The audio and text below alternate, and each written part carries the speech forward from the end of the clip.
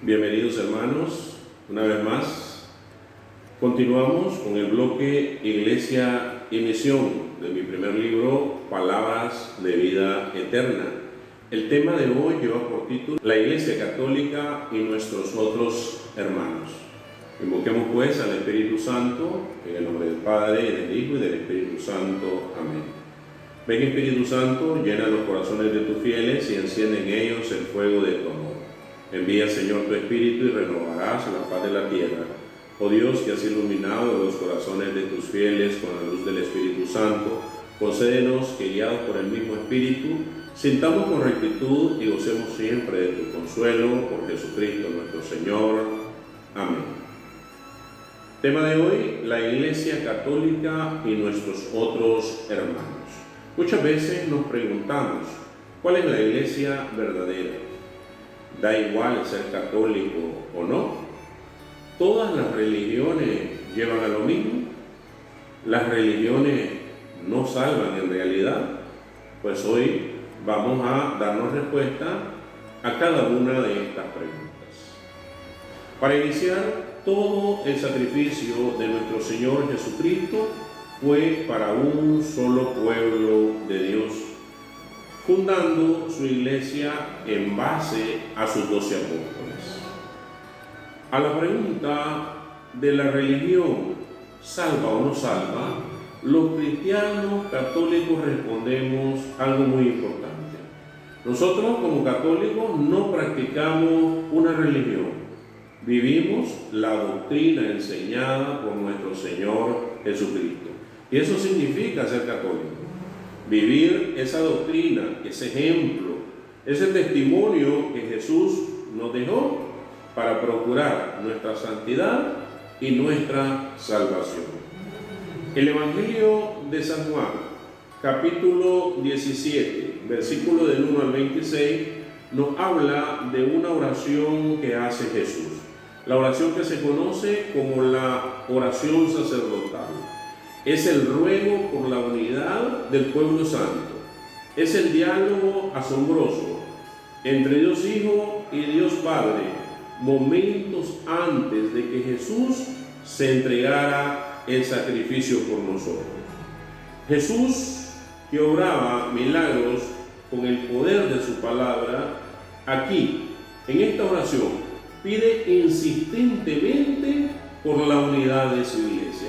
Por eso entendamos qué importante es la unidad de la iglesia para el Señor. Que Jesús ruega, pide insistentemente por esa unidad. Ese Jesús que resucitaba muertos, ese Jesús que sanaba leprosos, ese Jesús que devolvía la vista a los ciegos, ese Jesús que hacía caminar al paralítico, ese Jesús que transformaba los corazones, ese Jesús ora insistentemente por la unidad de su iglesia. Veamos pues lo que nos dice la palabra. Evangelio de San Juan, capítulo 17, versículo del 1 al 26. Dicho esto, Jesús elevó los ojos al cielo y exclamó: Padre, ha llegado la hora, glorifica a tu Hijo para que tu Hijo te dé gloria a ti. Tú le diste poder sobre todos los mortales y quieres que comunique la vida eterna a todos aquellos que le encomendaste.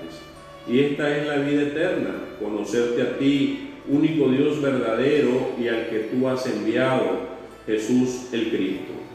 Yo te he glorificado en la tierra y he terminado la obra que me habías encomendado. Ahora, Padre, dame junto a ti la misma gloria que tenía a tu lado antes que comenzara el mundo. He manifestado tu nombre a los hombres, hablo de los que me diste, tomándolo del mundo, eran tuyos y tú me los diste y han guardado tu palabra. Ahora reconocen que todo aquello que me has dado viene de ti. El mensaje que recibí se lo he entregado y ellos lo han recibido y reconocen la verdad que yo he salido de ti y creen que tú me has enviado. Yo ruego por ellos, no ruego por el mundo, sino por los que son tuyos y que tú me diste. Pues todo lo mío es tuyo y todo lo tuyo es mío. Yo ya he sido glorificado a través de ellos. Yo ya no estoy más en el mundo, pero ellos se quedan en el mundo. Mientras yo vuelvo a ti, Padre Santo, Guárdalos en ese nombre tuyo que a mí me diste, para que sean uno como nosotros. Cuando estaba con ellos, yo los cuidaba en tu nombre, pues tú me los habías encomendado, y ninguno de ellos se perdió, excepto el que llevaba en sí la perdición, pues en esto había de cumplirse la Escritura. Pero ahora que voy a ti y estando todavía en el mundo, digo estas cosas para que tengan en ellos la plenitud de mi alegría. Yo les he dado tu mensaje y el mundo los ha odiado porque no son del mundo, como tampoco yo soy del mundo. No te pido que los saques del mundo, sino que los defiendas del maligno. Ellos no son del mundo, como tampoco yo soy del mundo. Conságralos mediante la verdad, tu palabra es verdad. Así como tú me has enviado al mundo, así yo también los envío al mundo. Por ellos ofrezco el sacrificio para que también ellos sean consagrados en la verdad. No ruego solo por esto, sino también por todos aquellos que creerán en mí por su palabra. Que todos sean uno como tu Padre estás en mí y yo en ti. Que ellos también sean uno en nosotros para que el mundo crea que tú me has enviado. Yo les he dado la gloria que tú me diste para que sean uno como nosotros somos uno. Yo en ellos y tú en mí. Así alcanzarán la perfección en la unidad y el mundo conocerá que tú me has enviado y que yo los he amado a ellos como tú me amas a mí. Padre, ya que me los has dado, quiero que estén conmigo donde yo estoy y que contemplen la gloria que tú ya me das, porque me amabas antes que comenzara el mundo. Padre justo, el mundo no te ha conocido, pero yo te conocía y estos a su vez han conocido que tú me has enviado. Yo les he dado a conocer tu nombre y se lo seguiré dando a conocer para que el amor con que tú me amas esté en ellos y también yo esté en ellos. Palabra de Dios. Qué linda esta oración de Jesús. Esta oración precisamente en el momento antes de entregarse a su pasión.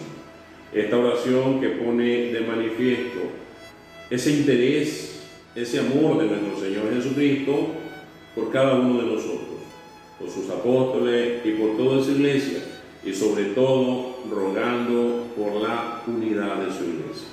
El versículo 3 nos dice claramente que la verdadera vida, la vida eterna, es conocer a Dios y a su Mesías Jesucristo. No podemos andar por la vida sin Dios, hermano. Una vida sin Dios es una vida vacía. Una vida sin Dios es una vida sin propósito. Una vida sin Dios es una vida llena de pecados. Una vida sin Dios no es vida. Por lo tanto, debemos esforzarnos por conocer su palabra, por conocer su amor, por conocer su misericordia. El versículo 7 de esta lectura nos dice que debemos reconocer que todo viene del Padre, que Jesús no es un fundador más de una religión cualquiera, sino Dios mismo encarnado, el Hijo de Dios hecho hombre y sacrificado por nosotros. Ahí está la humildad del ser humano, el reconocer que todo viene del Padre, que todo lo que tengo me lo ha dado Dios, mi vida, mi familia, mi inteligencia, mi trabajo, mis hijos, mi salud, todo, absolutamente todo viene de Dios. El versículo 11 nos habla de cómo nuestro Señor Jesucristo ruega por la unidad de su iglesia, lo que pide 4 veces, en el versículo 11, en el versículo 21 2 veces y en el versículo 22, para que de esta manera se pueda cumplir su misión. Solamente la iglesia unida puede llevar a cabo la misión encomendada por Jesús, porque la unidad es la manifestación del amor. La unidad es la manifestación del amor en el ser humano. Si no vean un matrimonio, cuando se ama el matrimonio, la familia está unida, pero cuando no, existe la separación. De igual manera, la iglesia unida refleja al mundo ese amor de Dios. Esta es la misión de la iglesia de Dios: conocer al Padre, conocer al Hijo, conocer al Espíritu Santo, y no sembrar la división, no sembrar el odio, no juzgarnos, como hacen muchos hermanos por ahí cuando acusan a la Iglesia Católica de la ramera, cuando nos acusan de ser los condenados, cuando nos acusan de ser los idólatras y cuando se autoproclaman salvos. En el versículo 20, nuestro Señor Jesucristo no solamente ruega por sus apóstoles, sino que también ruega por nosotros, diciendo: por aquellos que creerán en mí, por la predicación de los apóstoles y de la iglesia. Y esto es importante, porque que Dios Padre ore por nosotros, que creímos en su palabra, por la predicación de sus discípulos y de su iglesia. Eso nos da confianza, nos inspira amor hacia Él. Jesús ora por todos los cristianos del mundo, aunque sean de otras iglesias. La Iglesia Católica, hermanos, ve con respeto y admiración todo lo bueno de las iglesias separadas. La Iglesia Católica elogia todo lo bueno y lo santo que hay en las otras iglesias. La Iglesia Católica aplaude y celebra el entusiasmo de esas otras iglesias separadas, pero quisiéramos, como católicos, al igual que Jesús, que fuéramos uno, unidos en la única iglesia que Cristo fundó, en la cabeza visible de San Pedro. Y no porque nosotros lo querramos, hermano, sino porque es la voluntad de Jesús, que seamos uno como Él y el Padre son uno. Versículo 21. En el versículo 21 nosotros encontramos palabras que deberíamos reflexionar cada uno de nosotros. Dios quiere una iglesia unida para que el mundo crea, como señal de unidad en un mundo tan dividido. Una iglesia unida por el poder de su Espíritu Santo.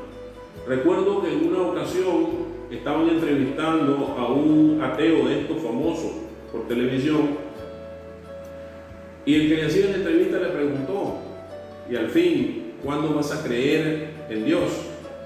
Y él contestó: voy a creer en Dios el día en que todos los que se autoproclaman cristianos se unan. Porque el Señor en su palabra dice que quiere una iglesia unida. Y miren la triste realidad: en vez de unirnos, unas iglesias están contra otras. La iglesia de enfrente niega al Cristo de la iglesia de este lado. ¿Y cómo podemos ver que entre muchas iglesias se promueve el odio? Y yo he sido testigo de ver cómo, teniendo muchas amistades de hermanos separados, lindas amistades, hermanos cristianos verdaderos, cómo a muchos de sus hijos les enseñan en las escuelitas dominicales a odiar a la Biblia, a odiar todo lo que huela a católico, y a que todo lo que la Iglesia Católica hace es malo, y no promovemos ni el amor ni la caridad cristiana, cuando el Señor lo que quiere es una iglesia unida. Versículo 24. Estas palabras que dice nuestro Señor Jesucristo en el versículo 24 no las puede decir otro fundador de cualquier otra iglesia que no sea la Iglesia Católica, porque nosotros como cristianos somos los únicos que podemos gritar: la tumba está vacía, porque Jesús resucitó y venció a la muerte. En el versículo 24 nuestro Señor Jesucristo pide algo que otro no puede pedir: Padres, ya que me los has dado, quiero que estén conmigo donde yo estoy y que contemplen la gloria que tú me das. Y miren qué importante es esta petición. Buda murió y está enterrado. Mahoma murió y está enterrado. Russell murió y está enterrado. José Smith murió y está enterrado. Jesucristo murió, fue sepultado y al tercer día resucitó. Solamente Él puede pedir esto: que estemos con Él donde Él está, que es en la presencia de Dios Padre, que es como Rey, vencedor de la muerte. La Iglesia Católica lleva a cabo el movimiento del ecumenismo. ¿Qué es el ecumenismo?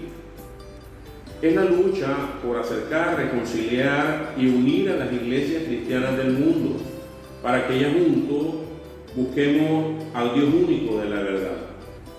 La iglesia de Cristo se fue dividiendo a través de los tiempos debido a problemas políticos, a problemas sociales, a problemas económicos y debido a muchos intereses personales que van en contra de la voluntad de Dios de ser una sola iglesia. La carta a los Efesios, en el capítulo 4, versículo del 1 al 6 nos dice: yo, el prisionero de Cristo, les exhorto pues a que se muestren dignos de la vocación que han recibido. Sean humildes y amables, sean comprensivos y sopórtense unos a otros con amor. Mantengan entre ustedes lazos de paz y permanezcan unidos en el mismo espíritu. Un solo cuerpo y un mismo espíritu, pues ustedes han sido llamados a una misma vocación y una misma esperanza. Un solo Señor, una sola fe, un solo bautismo, un solo Dios y Padre de todos, que está por encima de todos, que actúa por todos y está en todos. Palabra de Dios. La unidad tan soñada que nosotros no hemos podido alcanzar como cristianos. La unidad que significa de poner todas nuestras actitudes personales, todos nuestros intereses personales y formar esa iglesia que Cristo sueña. Una sola iglesia, una sola fe, un solo bautismo, un solo Señor. ¿Por qué, hermano? Porque la división no viene de Dios. Quedemos claros que el que divide no sirve a Cristo, sino al enemigo, como dice su palabra en la carta a los Romanos, capítulo 16, versículo del 17 al 20. Hermanos, les ruego que tengan cuidado con esa gente que va provocando divisiones y dificultades, saliéndose de la doctrina que han aprendido. Aléjense de ellos. Esas personas no sirven a Cristo nuestro Señor, sino a sus propios estómagos, engañando a los ingenuos con palabras bonitas y piadosas. Todos saben que ustedes están muy abiertos a la fe y eso me alegra, pero quiero que sean ingeniosos para el bien y firmes contra el mal. El Dios de la paz aplastará pronto a Satanás y lo pondrá bajo sus pies. Palabra de Dios. Diremos, como hay personas, como hay hermanos de iglesias separadas que sí, son cristianos, que quieren promover la palabra, pero como hay muchos que se aprovechan de la palabra de Dios como negocio, para mejorar su vida personal, para tener beneficios materiales o para incluso pecar.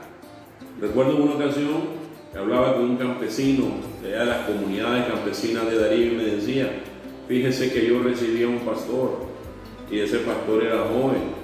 Yo le di albergue en mi casa y le daba comida y de repente un día él quedaba viendo a mi hija con unos ojos y me dijo: hermano, el Señor me dio una revelación, su hija va a ser mi esposa. Y entonces yo enojado, me dice el Señor, saqué el machete y le dije: es cierto, el Señor también me acaba de revelar a mí, que si usted no sale corriendo en este instante, lo macheteo. Y salió bien.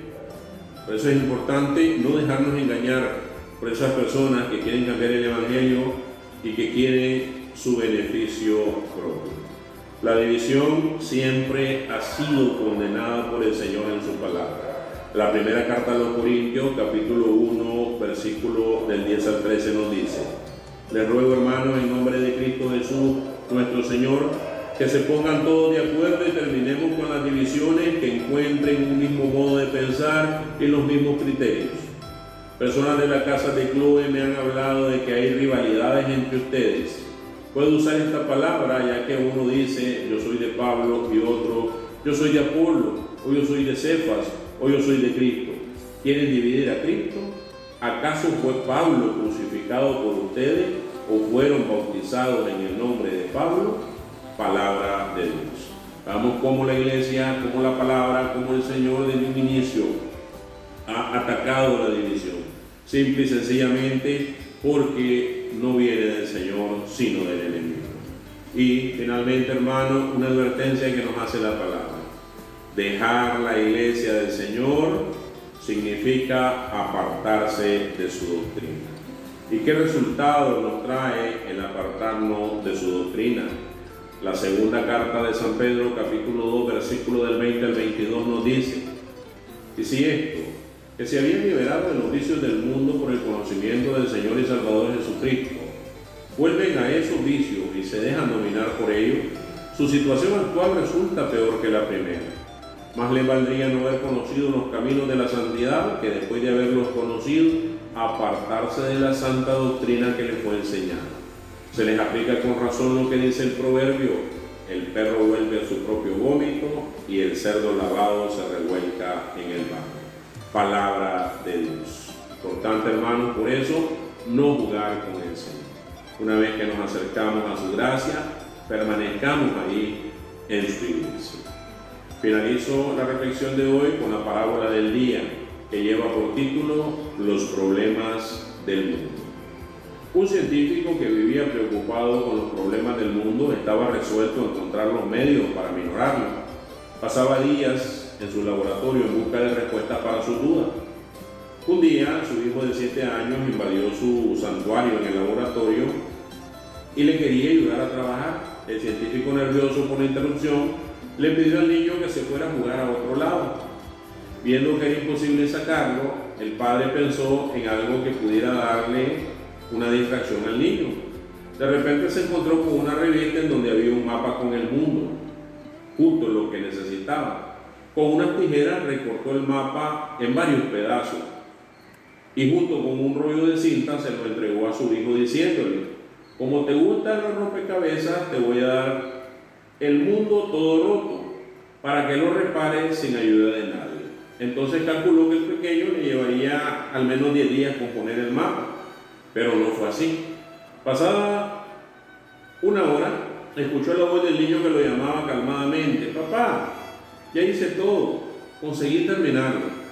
Al principio el padre no creyó en el niño, pensó que sería imposible que a su edad haya conseguido recomponer un mapa que jamás había visto antes. Desconfiado, el científico levantó la vista de sus anotaciones con la certeza de que vería el trabajo digno de un niño. Para su sorpresa, el mapa estaba completo. Todos los pedazos habían sido colocados en sus debidos lugares. ¿Cómo era posible? ¿Cómo el niño había sido capaz? Y le dijo al niño: hijito, tú no sabías cómo era el mundo, ¿cómo lo lograste? Y el niño le contestó: papá, yo no sabía cómo era el mundo, pero cuando sacaste el mapa de la revista para recortarlo, vi que del otro lado estaba la figura de un hombre. Así que di vuelta los recortes y comencé a recomponer al hombre, que sí sabía cómo era. Y cuando conseguí arreglar al hombre, di la vuelta a la hoja y vi que había arreglado al mundo. Hermano, igual sucede en nuestras iglesias. ¿Cuántas veces nos quejamos de que nuestra iglesia no sirve, de que está llena de pecadores, cuando nosotros somos un pecador más y quizás el peor? Si queremos componer nuestra iglesia, empecemos por nosotros, componiéndonos nosotros, pidiéndole al Señor que sea en nuestras vidas ese regalo de la conversión. Oremos. Señor, este día te pedimos por tu iglesia.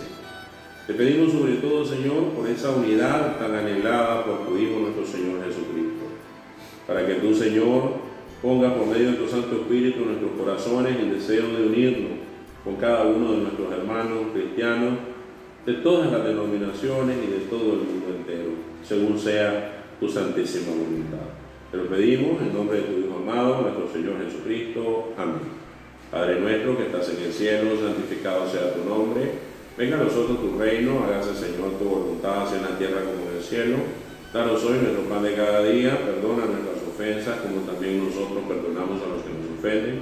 No nos dejes caer en tentación, mas líbranos de todo mal. Amén. Dios te salve María, llena eres de gracia, el Señor es contigo.